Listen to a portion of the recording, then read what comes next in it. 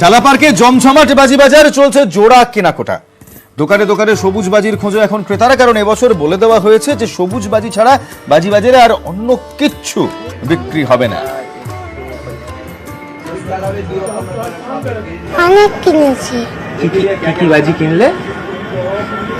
অনেক কিছু ফুলঝুরি কিনেছি, অনেক কিছু কিনেছি।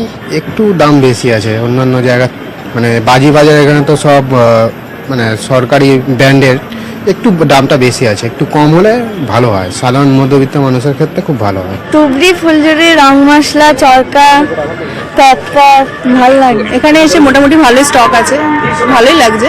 অনেক বাজি ব্যান হয়ে গেছে, তবে এইসব জায়গা থেকে কিনলে একটা কি হয়, ড্যাম্প হওয়ার চান্সটা কম থাকে। ব্যবসাটা দাদা এবছর মানে মিনিমাম চলছে 25%। ধরুন যে হিসাবে বাজি বিক্রি হতো, যে হিসাবে লোকে ফাটাতো, এখন সবাই ওই সব আইটেমগুলো বন্ধ হয়ে রয়েছে। এবার বাচ্চাদেরই আইটেম আছে, ফুলঝুরি, চরকি, আর সেইটা কত বিক্রি হবে? বিপদ আপদকে ট্যাকেল করে ব্যবসাটাকে, আমাদের বাজি মেলার যেসব বডি মেম্বার ছিলেন অনেক লড়াই করেছেন, সেই হিসাবে মোটামুটি আমাদের ব্যবসা খুবই ভালো হয়েছে।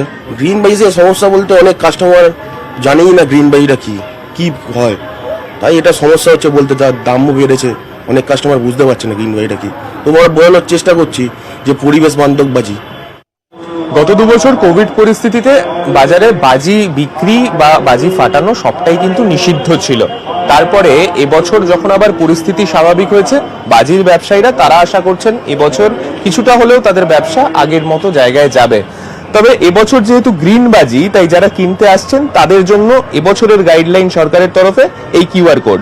এই কিউআর কোড দেখেই তবেই তারা বাজি কিনতে পারছেন।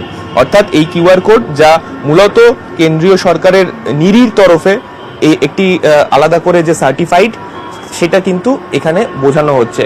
এবং যে বাজি আপনারা কিনবেন, যে বাজি বাজারগুলো কলকাতার মধ্যে চলছে, প্রত্যেকটি বাজি গ্রিন বাজি, এবং এই গ্রিন বাজি এবছর বাজারে সব থেকে বেশি বিক্রি হচ্ছে এমনটাই জানাচ্ছেন যারা বিক্রেতারা রয়েছেন তারা।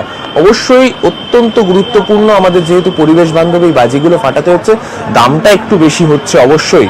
তবে বিক্রেতাদের দাবি, গত 2 বছরের যা পরিস্থিতি, তার তুলনায় পরিস্থিতি যেভাবে আস্তে আস্তে ফিরছে, তাতে তারাও কিন্তু যথেষ্টই আশাবাদী। ক্যামেরায় পিন্টু সরকারের সঙ্গে সান্নিক ঘোষ, নিউজ 18 বাংলা, কলকাতা।